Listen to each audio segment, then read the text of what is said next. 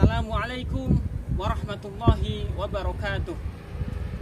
Saudara-saudaraku sebangsa dan setanah air dimanapun Anda berada, semoga senantiasa dalam naungan perlindungan dan ridha Allah subhanahu wa ta'ala.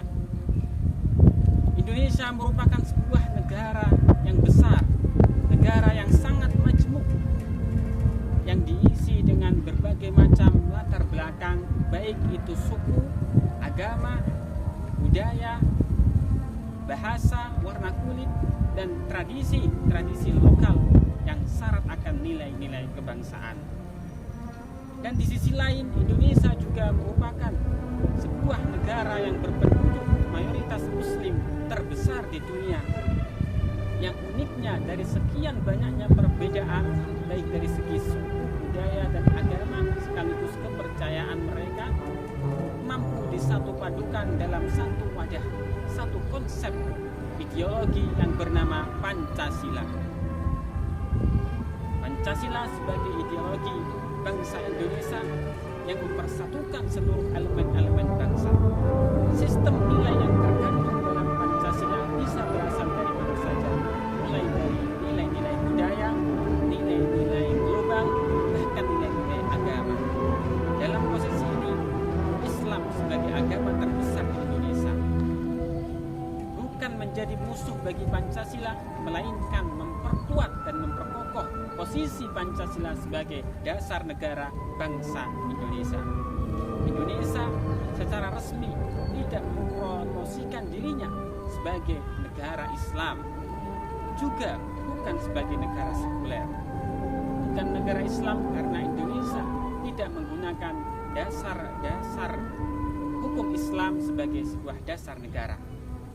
Dan juga bukan negara sekuler karena Indonesia secara total dan mutlak tidak memisahkan antara urusan agama dengan urusan negara. Tetapi lebih tepatnya Indonesia kita sebut sebagai negara yang secara konsep, secara teori sangat-sangat Islami. Secara resmi bukan merupakan negara Islam, tetapi secara substansi Indonesia mempraktekkan nilai-nilai moral Islami di dalam kehidupan berbangsa dan bernegaranya.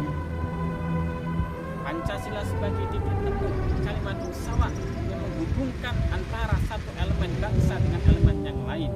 Di dalam Pancasila terkandung nilai-nilai yang mengadopsi daripada nilai-nilai Islam. Di antaranya sila yang pertama, ketuhanan yang Maha Esa, merupakan adopsi dari ayat Al-Quran Qul huwallahu ahad. Katakanlah bahwa Allah itu cuma satu. Dan yang kedua, kemanusiaan yang adil dan beradab, merupakan adopsi dari ayat walaqad karramna bani Adam, dan sungguh kami Allah telah memuliakan anak keturunan Adam, memuliakan seluruh manusia. Yang ketiga, persatuan Indonesia. Wa'tasimu bihablillahi jami'an wa la tafarraqu. Dan berpegang teguhlah kalian, bersatu padulah kalian dalam tali-tali Allah, dan janganlah kalian berpisah, terpecah belah. Yang keempat, kerakyatan yang dipimpin oleh hikmat kebijaksanaan dalam permusyawaratan perwakilan sejalan dengan ayat Al-Quran wa syura bainahum, perintah bermusyawarah, berdiskusi untuk menyelesaikan suatu masalah tertentu.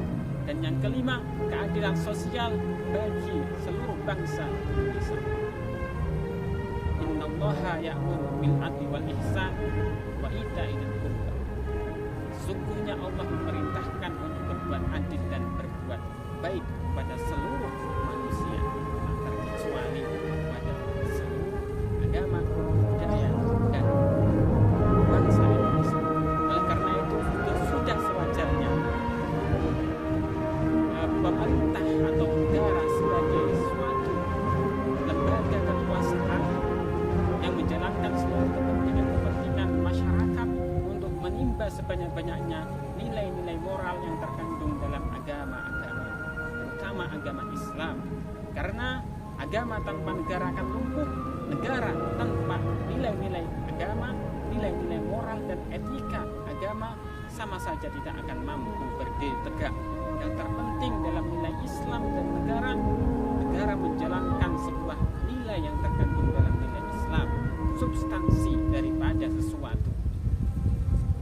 meminjam istilah founding father kita Insinyur Soekarno, bahwasanya Islam kita di Indonesia ini sebagai Islam garam. Artinya Islam yang secara kasat mata tidak nampak, tetapi secara makna, secara prakteknya, secara berbangsa dan bernegara, secara etika sosial negara kita sangat islamis. Bukan sebagai Islam ginco, Islam yang sangat nampak di mata, tetapi tak ada rasanya, tak ada maknanya sama sekali. Karena yang terpenting di dalam Islam itu nilai-nilai substansinya, bukan nilai-nilai simbolik formalitas. Sesuai dengan kaidah usul fikih, al-ibrah fil Islam bil jauhar la bil madhar. Patokan dasarnya dalam perjuangan Islam itu terletak dalam nilai-nilai substansinya, bukan pada nilai-nilai formalitas simbolik yang terlihat dan nampak oleh mata. Karena itu antara negara dan agama saling menguatkan. Negara menjalankan posisi nilai-nilai norma agama sebagai etika berbangsa dan bernegara. Oleh karena itu marilah kita sama-sama saling berkontribusi, saling menyumbangkan kekuatan pikir kita, karya-karya kita, dan saling membantu sesama manusia, saling bertoleransi, saling mengedepankan sifat kemanusiaan untuk mencapai satu tujuan, satu kesatuan, dan satu perdamaian, terutama negara kita tercinta Indonesia. Sekian, terima kasih yang bisa saya sampaikan. Kurang lebihnya saya mohon maaf. Wallahu muwaffiq ila aqwamit thoriq. Wassalamualaikum warahmatullahi wabarakatuh.